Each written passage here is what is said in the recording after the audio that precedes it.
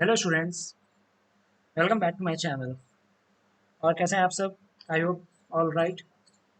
आज हमारा टॉपिक है करंट अफेयर्स। देखते हैं फन।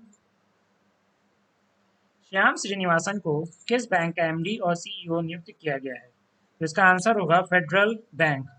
डिस्क्रिप्शन देख लेते हैं। निजी क्षेत्र के फेडरल बैंक को भारतीय रिजर्व बैंक से श्याम श्रीनिवासन को 3 साल के लिए अपने प्रबंध निदेशक एमडी और सीईओ के रूप में फिर से नियुक्त करने की मंजूरी मिली है। वह भारत, दक्षिण-पूर्व एशिया और मध्य पूर्व में अग्रणी बहुराष्ट्रीय बैंकों के साथ 20 से अधिक वर्षों के अनुभव के साथ बैंक में शामिल हुए थे। श्रीनिवासन को business standard banker of the year 2020 से सम्मानित किया गया है। अभी हम बात कर रहे हैं फेडरल बैंक की, तो फेडरल बैंक के बारे में जान लेते हैं। इसका मुख्यालय कहाँ है? अलुवा में। और इसके सीईओ कौन है? श्याम श्रीनिवासन। और इसके संस्थापक कौन है? केपी होर्मिस। और इसकी स्थापना कब हुई थी? 23 अप्रैल 1931 नेदू नेदुमपुरम। डिस्क्रिप्शन। अब नेक्स्ट क्वेश्चन देख लेते हैं।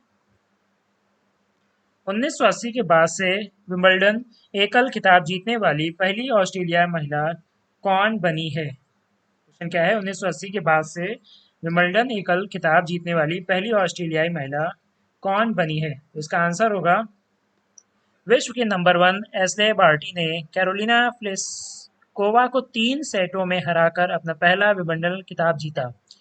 बार्टी 1980 के बाद से विंबलडन महिला एकल खिताब जीतने वाली पहली ऑस्ट्रेलियाई महिला बन गई हैं। मार्गरेट कोर्ट और इवोन गुलागोंग के बाद एश्ले बार्टी ओपन एरा में विंबलडन एकल खिताब जीतने वाली तीसरी ऑस्ट्रेलिया महिला बन गई हैं। वह वर्तमान में महिला टेनिस संघ WTA द्वारा महिला एकल में दुनिया में पहले स्थान पर हैं। नेक्स्ट क्वेश्चन है हमारा, किस राज्य सरकार ने अपने शहरों में 46 विरासत स्थलों को विकसित करने का निर्णय लिया है? देख लेते हैं इसका आंसर। कर्नाटक राज्य सरकार ने बेंगलुरु शहरी, बेंगलुरु ग्रामीण, रामनगर, चिकबल्लापुरा और तुमकुरू जिलों में स्थित 6 केम्पेगौड़ा विरासत स्थलों को विकसित करने का निर्णय लिया है। मुख्यमंत्री BS येदियुरप्पा के अनुसार पर्यटन को बढ़ावा देने के लिए 223 करोड़ रुपए की लागत से 3 सर्किट में चिन्हित स्थलों को विकसित किया जाएगा। अभी हम बात करें कर्नाटक की, तो उसके बारे में थोड़ा जान लेते हैं। कर्नाटक के राज्यपाल कौन है? थावरचंद गहलोत, जो हाल ही में बने हैं अभी। और इसकी राजधानी क्या है? बैंगलोर, जो कार्यकारी शाखा है। और इसकी जनसंख्या कितनी है? 6.41 करोड़ 2014 के अनुसार, मतलब 2014 तक की अनुसार इतनी जनसंख्या है। नेक्स्ट क्वेश्चन है हमारा, मैक्स भूपा हेल्थ इंश्योरेंस ने किस बैंक के साथ बैंक इंश्योरेंस साझेदारी की है? इसका आंसर होगा मैक्स भूपा हेल्थ इंश्योरेंस एक स्टैंड अलोन स्वास्थ्य बीमाकर्ता ने देश के तीसरे सबसे बड़े निजी क्षेत्र के बैंक एक्सिस बैंक के साथ एक बैंक इंश्योरेंस साझेदारी में प्रवेश किया है। यह साझेदारी एक्सिस बैंक के कर्मचारियों और ग्राहकों को व्यापक स्वास्थ्य बीमा समाधान प्रदान करने में मदद करेगी। यह समझौता एक्सिस बैंक से के 4500 से अधिक शाखाओं के लाखों ग्राहकों को मैक्स भूपा द्वारा पेश किए जाने वाले स्वास्थ्य बीमा उत्पादों की एक श्रृंखला के माध्यम से गुणवत्तापूर्ण स्वास्थ्य सेवा समाधानों तक पहुंच प्राप्त करने में सक्षम बनाएगा। अब यहाँ बात हो रही है एक्सिस बैंक की, तो उसका हम जानते हैं उसके सीईओ कौन है? अमिताभ चौधरी। और उसका मुख्यालय कहाँ है एक्सिस बैंक का? मुंबई में। और इसका स्थापना कब हुई थी? 3 दिसंबर 1993 को अहमदाबाद में। और उसकी कर्मचारियों की संख्या कितनी है? तो आंसर हो जाएगा 78,300 2021 तक। देख लेते हैं नेक्स्ट क्वेश्चन।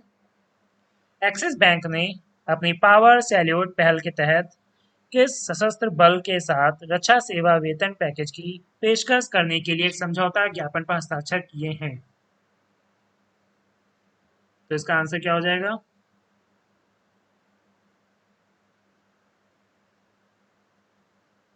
देश के तीसरे सबसे बड़े निजी ऋणदाता एक्सिस बैंक ने भारतीय सेना के साथ अपनी पावर सैल्यूट पहल के तहत रक्षा सेवा वेतन पैकेज की पेशकश के साथ समझौता ज्ञापन पर हस्ताक्षर किए हैं। रक्षा सेवा वेतन पैकेज सेना के सभी रैंक के अधिकारियों को अलग अलग लाभ प्रदान करेगा। MOU के लाभ सेवारत कर रक्षा कर्मियों के साथ साथ रक्षा पेंशन भोगियों दोनों को कवर करेंगे। अभी हम बात करें एक्सिस बैंक की, नहीं, भारतीय सेना की बात कर रहे हैं, तो उसका हम जान लेते हैं। उसके कमांडर इन चीफ कौन है? राष्ट्रपति रामनाथ कोविंद। और उसकी भूमिका क्या है? भूमि युद्ध करना। और इसका मुख्यालय कहाँ है? नई दिल्ली में। और इसकी स्थापना कहाँ हुई थी?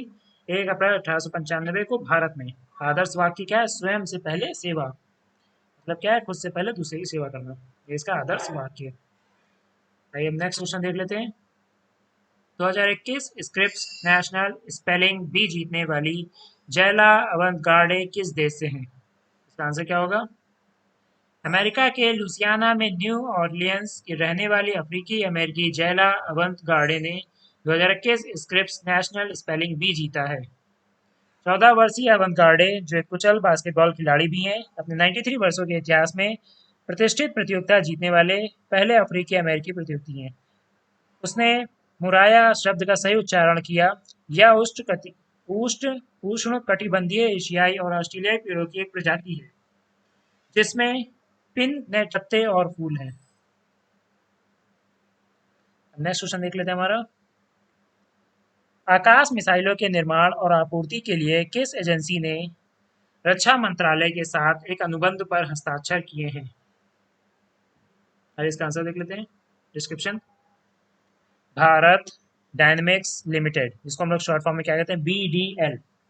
भारत डायनेमिक्स लिमिटेड, इसका शॉर्ट फॉर्म क्या होगा? BDL ने भारतीय वायुसेना IAF, भारतीय वायुसेना को शॉर्ट फॉर्म में क्या कहते हैं? IAF, इंडियन एयरफोर्स को आकाश मिसाइलों के निर्माण और आपूर्ति के लिए रक्षा मंत्रालय के साथ एक अनुबंध पर हस्ताक्षर किए हैं। भारतीय डायनेमिक्स लिमिटेड ने भारतीय वायुसेना को आकाश मिसाइलों के निर्माण और आपूर्ति के लिए रक्षा मंत्रालय के साथ एक अनुबंध पर हस्ताक्षर किए हैं। CMD BDL commodore Siddharth Mishra सेवानिवृत्त ने कहा कि BDL भारतीय सेना और भारतीय वायुसेना को आकाश मिसाइलों की आपूर्ति कर रहा है। अब यहाँ बात हमने अभी तक किसकी की? भारत डायनामिक्स की। तो आइए उसके बारे में जान लेते हैं। इसका मुख्यालय कहाँ है? भारत में। और इसकी स्थापना कब हुई थी? 1970 हैदराबाद में। और इसका प्रमुख लोग क्या है? कोमोडोर सिद्धार्थ मिश्रा, अध्यक्ष एवं MD। इसके अध्यक्ष और MD कौन है भारत डायनेमिक्स के? तो आंसर क्या हो जाएगा? Commodore Siddharth Mishra. Next question देख लेते हैं। राष्ट्रीय मत्स्य किसान दिवस हर साल जुलाई के किस दिन मनाया जाता है? राष्ट्रीय मत्स्य किसान दिवस हर साल जुलाई के किस दिन मनाया जाता है? इसका आंसर क्या होगा? देख लेते हैं। राष्ट्रीय मत्स्य पालन विकास बोर्ड NFDB के सहयोग से मत्स्य पालन, पशुपालन और डेयरी मंत्रालय के मत्स्य विभाग द्वारा हर साल 10 जुलाई को राष्ट्रीय मत्स्य किसान दिवस मनाया जाता है। इस आयोजन का उद्देश्य स्थायी स्टॉक और स्वास्थ्य पारिस्थितिकी तंत्र को सुनिश्चित करने के लिए देश मत्स्य संसाधनों के प्रबंधन के तरीके को बदलने के लिए ध्यान आकर्षित करना है। यह दिन मत्स्य किसानों, जलीय उद्यमियों, मछुआरों, हितधारकों और मत्स्य पालन में उनके योगदान के लिए मत्स्य पालन से जुड़े किसी अन्य व्यक्ति को सम्मानित करने के लिए मनाया जाता है। नेक्स्ट क्वेश्चन देख लेते हैं। इंडो पैसिफिक बिजनेस समिट के पहले संस्करण के आयोजन के लिए किस संगठन ने विदेश मंत्रालय के साथ भागीदारी की है? आंसर देख लेते हैं। भारतीय उद्योग परिसंघ CII ने भारतीय उद्योग परिसंघ, जिसका शॉर्ट फॉर्म क्या बोलते हैं? CII ने विदेश मंत्रालय MEA के साथ साझेदारी में इंडो पैसिफिक बिजनेस समिट के पहले संस्करण का वस्तुतः आयोजन किया। शिखर सम्मेलन का विषय क्या था? साझा समृद्धि के लिए एक रोडमैप विकसित करना। शिखर सम्मेलन का विषय क्या था? साझा समृद्धि के लिए एक रोडमैप विकसित करना। विनिर्माण को बढ़ावा देने के लिए 13 क्षेत्रों में 26 बिलियन अमेरिकी डॉलर की भारत की उत्पादन लिंक्ड प्रोत्साहन योजनाएं हैं। नेक्स्ट क्वेश्चन क्या है हमारा? डेनमार्क में 69 फीट विश्व के सबसे ऊंचे सैंडकास्टर को बनाने वाली टीम का नेतृत्व किसने किया? डिस्क्रिप्शन देख लेते हैं इसका आंसर।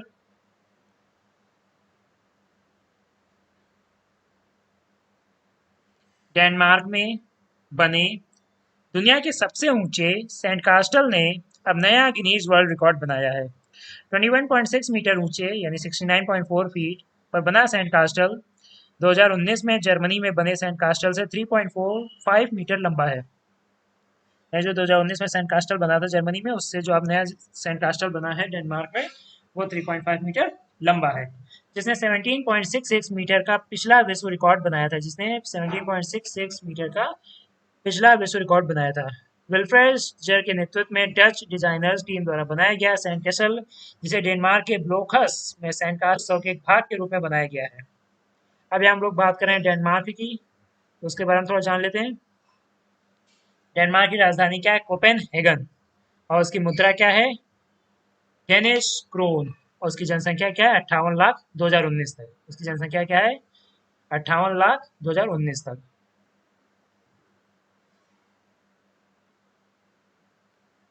आज के लिए बस इतना ही